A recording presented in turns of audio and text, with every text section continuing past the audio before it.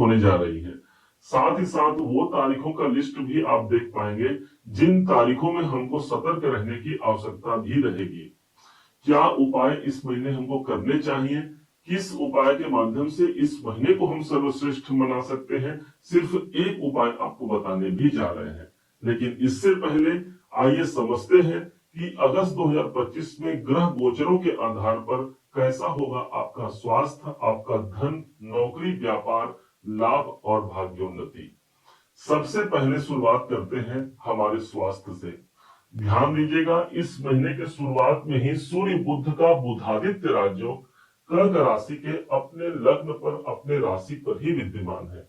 ये एक सुंदर युति है, एक अच्छा प्रभाव है, जहां पर सूर्य हमारे ओरा को, हमारे कॉन्फिडेंस को बढ़ाते हैं और एक बेहतर स्वास्थ्य का लाभ हम निकाल कर ले पाते हैं। यहीं पर जैसे ही सूर्य 16 तारीख को अपना गोचर परिवर्तन करते हैं और ठीक ये एक घर आगे जहां पर ये विद्यमान है, इससे एक घर आगे प्रवेश कर जाएंगे धन के भाव पर। इस गोचर को और ज्यादा अनुकूल कहेंगे क्योंकि सूर्य अपने स्वयं की राशि पर विद्यमान रहेंगे, स्वास्थ्य उत्तम रहेगा। अब धन की स्थिति क्या रहने जा रही है? धन भाव के स्वामी स्वयं सूर्य देव है, केतु ऑलरेडी यहाँ बैठे हुए हैं। यदि पहले हमने कोई रुकावट, कोई बाधा देखा है धन में, या फिर जितना हमने काम किया वो धन हम तक नहीं पहुंच पाया, तो सूर्य पूरे एक साल बाद 16 अगस्त को धन भाव पर ही उपस्थित रहेंगे। ये हमारे आर्थिक दायरों को बढ़ाने वाला और आर्थिक लक्ष्य तक पहुंचाने वाला साबित होगा। अब सुख की स्थिति क्या रहने वाली है? सुख स्थान पर इस महीने के शुरुआत में ही चंद्रमा जैसा ग्रह विद्यमान है। इसके मन थोड़ा इस समय पर चंचल हो सकता है, मन इस समय पर भटक सकता है, उस पर नियंत्रण रखने की आवश्यकता भी रहेगी।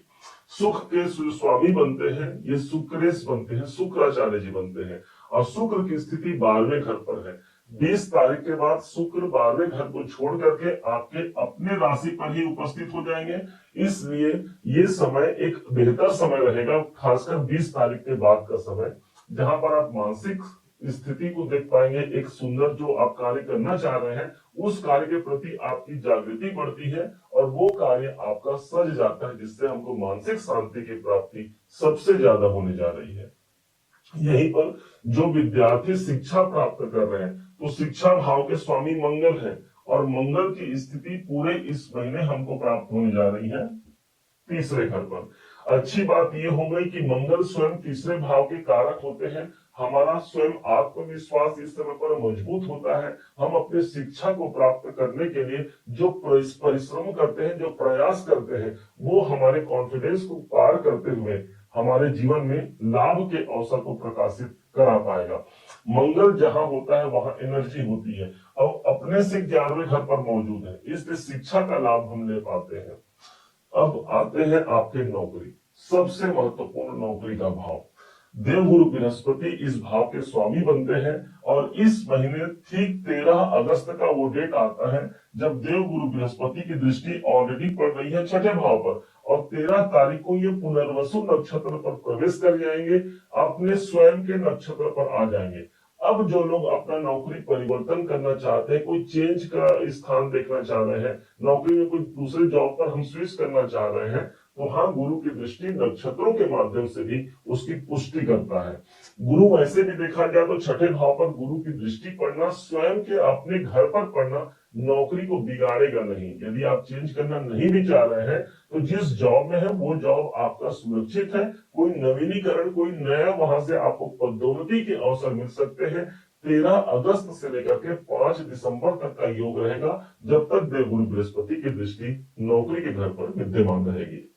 अब आइए जानते हैं व्यापार को। जो लोग व्यापारी वर्ग के हैं उनके लिए स्वयं शनिदेव इनके व्यापार भाव के स्वामी बनते हैं। इनकी स्थिति बनी हुई है 9वें भाव पर।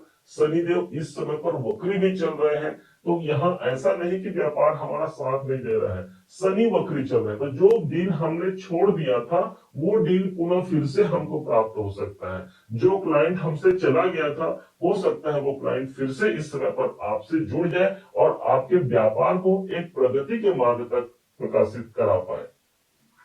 जो लोग विवाह करना चाह रहे हैं, विवाह के दृष्टिकोण से भी उनके वैवाहिक जीवन के लिए भी एक महत्वपूर्ण समय रहेगा। शनि अभी वक्री चल रहे हैं और स्वयं इस भाव के जो मालिक शनि देव हैं वो जिस राशि पर बैठे, गुरु की राशि पर बैठे हैं, और गुरु अपने नक्षत्रों के द्वारा भी, अपनी दृष्टियों के द्वारा भी ठीक नवम भाव को ही प्रकाशित कर रहे हैं। अर्थात हमारा व्यापार एक अनुकूल परिस्थिति को प्राप्त करने जा रहा है। भाग्य की स्थिति, भाग्य भाव के स्वामी गुरु हैं, शनि स्वयं इस भाव पर ही वक्री हुए हैं। इसलिए हम अपने मेहनत से अपने भाग्य को साथ चाहते हैं तो भाग्य हमारा समर्थन करता है। कारण देव गुरु बृहस्पति 12वें घर पर बैठ करके अपना स्वयं के नक्षत्र पर होने के कारण भाग्य भाव ज्यादा जागृत हो गया ना भाई। और ऊपर से जब भी देव गुरु बृहस्पति एक ऐसे पोजीशन पर आते हैं, अपने स्वयं के नक्षत्र पर आते हैं, तो जो जो उनका घर है वो घर ज्यादा जागृत होगा। जैसे भाग्य का साथ तो मिल ही गया, साथ ही साथ इनके पास है 9 नंबर नौकरी, तो भाग्य और अपना जो मेहनत हम कर रहे हैं, इन दोनों का समावेश मिलता है और एक नए अंजाम को, एक नए परिणाम को पॉजिटिव रूप में हम ले पाते हैं।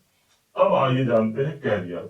दसम भाव हमारे कैरियर का है, नौकरी हो या व्यापार, दोनों ही परिप्रेक्ष्य से कैसा होगा ये महीना। तो कैरियर भाव के स्वामी मंगल है। इस समय पर मंगल चल रहे हैं तीसरे भाव पर, जो कि हमारा स्वयं का कॉन्फिडेंस है। कैरियर भाव का स्वामी तीसरे भाव पर होने के कारण हमको यात्राएं अधिक करनी पड़ सकती है अपने काम काज को लेकर के। तीसरे भाव पर होना अर्थात मार्केटिंग, सेल्स, आईटी वालों के लिए एक बेहतर अवसर रहेगा, स्पोर्ट्स वालों के लिए भी एक बेहतर अवसर रहेगा, जो लोग प्रॉपर्टी संबंधी काम करते हैं उनके लिए भी ये एक अच्छा अवसर है कि तीसरे भाव पर उनको मंगल मिला है। हालांकि मंगल यहाँ पर अपने शत्रु की राशि पर विद्यमान रहेंगे, इसलिए कोई शत्रु से हमको बचना भी होगा, सावधान रहना होगा कि कहीं वो हमारे कार्य को बिगाड़ न जाए। अब कौन सी वो तारीखें हैं जो तारीख हमारे लिए अनुकूल साबित होंगी, और कौन सी वो तारीखें हैं जिन तारीखों में हमको सावधान रखनी होगी, आप इस लिस्ट को जानिएगा। शुभ तारीखों में है 16 अगस्त, 17, 21, 22, 25 और 26 अगस्त को कोई पॉजिटिव इवेंट होने की संभावना प्रबल रहेगी।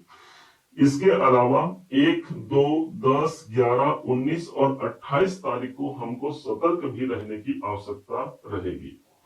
अब कौन से उपाय से इस महीने को हम सर्वश्रेष्ठ महीना बना सकते हैं, इस बात को समझिएगा। ठीक इस महीने के लिए कहा गया है शुक्र के बीज मंत्रों का जाप करना। ओम सुम शुक्राय नमः का मंत्र जाप कर सकते हैं। किसी फीमेल को, खास करके जो हमारे घर के हैं, आपकी यदि पत्नी है, उनको कोई फूल अर्पण कर सकते हैं। ना हो तो देवी के मंदिर में फूल अर्पण किया जा सकता है। इससे ये महीना एक पॉजिटिव महीना रहेगा।